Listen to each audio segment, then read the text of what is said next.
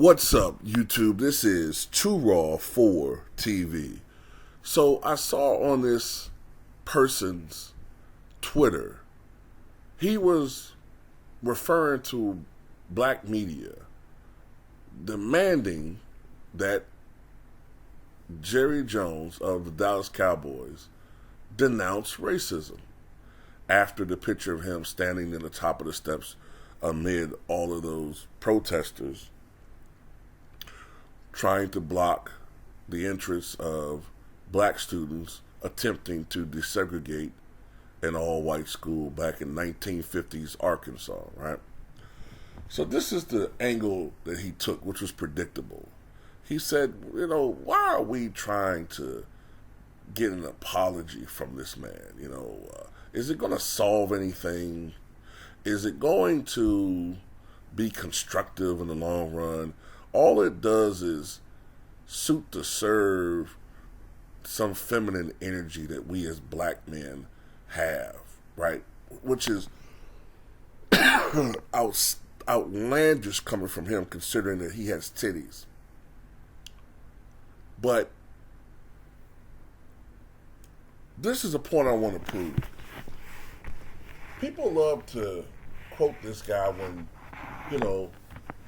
maybe once or twice a month they agree with something that he says. There's this old saying, a broken clock is right twice a day. Well, every now and then he'll say something you agree with. But this is the point I want to make. Have you ever noticed that he could say that about us, but he'll never, ever, and it never crossed his mind to say that about the small hats to Kyrie Irving? No, he attacked the puppets, but not the puppeteers when it came to Kyrie Irving. You notice that? Because people like him like to pretend that they're independent. No, he's not. He's not independent. He has bosses too. And a lot of people that run his show are in control of him wear small hats as well. That's why you didn't hear him say that. That's why you didn't hear him tell them the same shit that he telling us. Why do you want an apology from Kyrie Irving? Is it really going to change anything? No, because they would have targeted his fat ass. Because I keep trying to tell people, he's not independent. He's not rogue. He serves the right-wing version of white supremacy, while the people that he attacked on ESPN serve the left-wing version or the left-wing half of white supremacy. They're all in the same boat. They're all a bunch of you-know-whats. But it kills me with his hypocrisy. But, this is also the same guy that said recently that Black Wall Street was just an isolated incident. And that we've done more damage to our own communities through rioting. Now, it's funny. How many times in the past 50 years have we really done that? And usually, and I'm not condoning that, but usually when we do that, we're reacting to something, right? We usually react to something, and it's usually some grand injustice. And even when we are doing that, the neighborhoods and areas that we're destroying aren't really owned by us. Not really. These people are usually renting.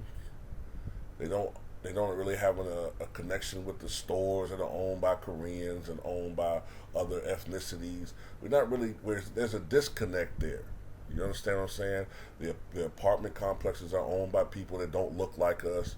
So the difference is the people that were targeting us and done much more than just Black Wall Street. There are many incidences, hundreds of incidences where we were minding our own business and we've been run out of towns.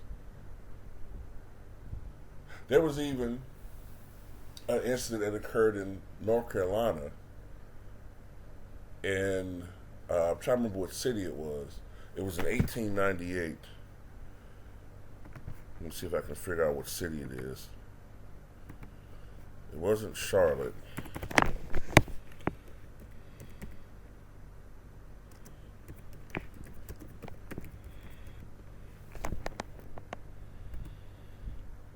Wilmington. There was an elected government made up of blacks and white. Wilmington was the most progressive city in the South. And a group of white supremacists, it was started up by local white suprematic leaders. It built up momentum by those who ran the press. And it was actually a coup d'etat of white citizens who forced the resignation of elected black and progressive white leaders, all for people who were white supremacists to take over these offices unelected. Doesn't that sound similar to what happened in 2021? Except for this instance, it was successful. So let's not play these games. I almost said the idiot's name. Let's not play these games, bro. I don't know what happened to you that made you hate yourself so much, but it's pathetic. It's despicable, and it's fucked up. It's really fucked up that you hate yourself that much. That you hate your own people that much. See, with him, I don't think it's a grift. I don't think it's a grift because this guy has struggled at times. He truly despises being in his own skin. But anyway, that's all I have to say about it.